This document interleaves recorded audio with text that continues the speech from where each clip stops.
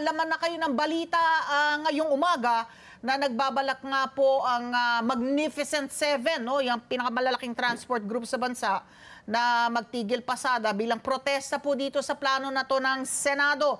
Pakilatag lang nga, Ka-Obet, ang inyong mga kadahilanan kung bakit tinututulan nyo itong plano ng Senado na ito. Alam po ninyo, Ma'am Ali and Ma'am Pat, no? During the last hearing sa Senate, noong nakaraang Tuesday, kami lahat ay nabigla. I was not invited during the Senate hearing. Nagtataka po ako, ba't ako naimbitahan? Dati naman ako iniimbitahan. At yun nga pong inasal ng ating kagalang-galang na pungod ng Senado, na ngayon lang po nag-attend, antimano suspension ang kanyang gustong mangyari. Sabi nga namin, Ma'am Ali and Ma'am Pat, 80% po nationwide sumunod, nakisa sa programa ng ating pamahalaan. Tumaya na po kaming lahat. Kanya nga po kami nagtataka bakit gano'n ang inasan ng ating Senate President Chis Escudero na talagang kinukundi na namin yan at hindi po katanggap-tanggap sa aming hanay. Nagkaroon po kami ng pagbabanta ng malawakang tigil pasada. Subalit ito pinanggahan namin sapagkat ayaw po namin na magkaroon tayo ng problema sa mga commuters. Kami naman po hindi naman kagaya ng ibang grupo na tira lang ng tira. Kami ay mga constructive leader ng aming, siyempre, ang aming siniservisyo ay ang ating mga commuters. Kanya po, kung dumating ang pagkakataon na yan, gagawin po namin to para lamang ipadama sa kanya na kami tumututol at dapat sana, Ma'am Ali and Ma'am Pat, kinonsulta kami ng Senador, Senator Chis Escudero. There is no consultation na. Alam panawag sa amin. Antimano, pinagpapasa ng resolution si Senator Rapi Tulfo at siya mismo ang mag-iinganyo sa ibang master para pirmahan ang nasabing resolution. Ma'am Ali and Ma'am Pat, during our town hall meeting with the President sa San Juan po, alam naman po niyo siguro yan, mga 2 months ago yan, mismo ang Pangulo po sumuporta sa ating, kanya nga po hindi na PUB Public Utility Vehicle Modernization Program, PUV. Public Vehicle. Ang ginawa naman, Public Motor Vehicle Modernization Program na ho, para lahat na po ay kinocover.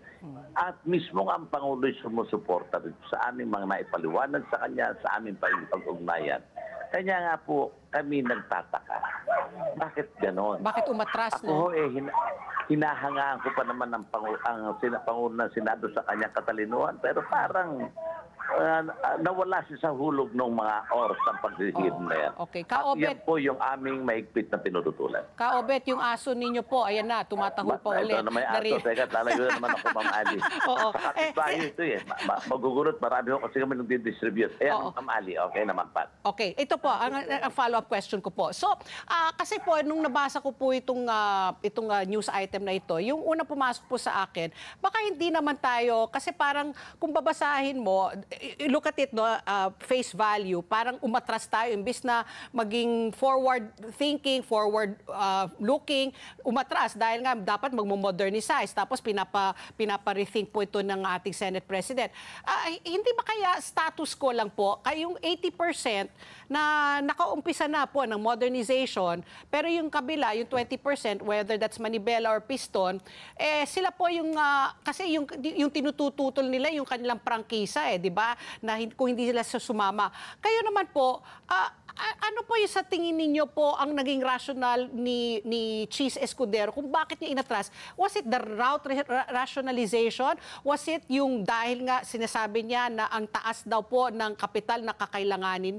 Kayo po, naabot kaya ninyo po 80% po . So, second guessing lang to, yung speculation lang, kasi sabi niyo nga, maganda naman yung hinahangaan niyo si Chis Escudero, pero bakit tayo umatras? Meron kaya nagbulong? Meron kaya, ano kaya yung agenda po dito?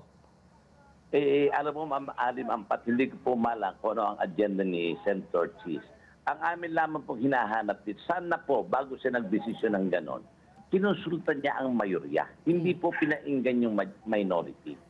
Parang nabaliwala po kami dyan. Kanya po ang lahat nationwide ng mga cooperative, korporasyon, ay hindi po nagustuhan ng inasal ng ating kagalang-ganang na Pangulo ng Senado. At kahapon nga po, nagtawagan ang mga region sa amin. Talagang willing sila na makiisa sa aming gagawing tigil pasada kung itutuloy namin. Sabi ko nga, teka mag-uusap muna tayo at kailangan natin balansin ang natang bagay. Siguro, Ma'am Pat and Ma'am Ali, ang pinakamaganda dyan, sana ay makonsulta rin kami. Kanya magseset po kami ng meeting with the Senate President upang maipaliwanag sa kanya yung aming mga dahilan. Sapagkat yung pabigla-biglang desisyon, hindi po nagiging maganda, nakaka-apekto po sa nakararaming nakiisa, tumaya sa programang ito. Let's get together. Sunnet 25. Sunnet 25.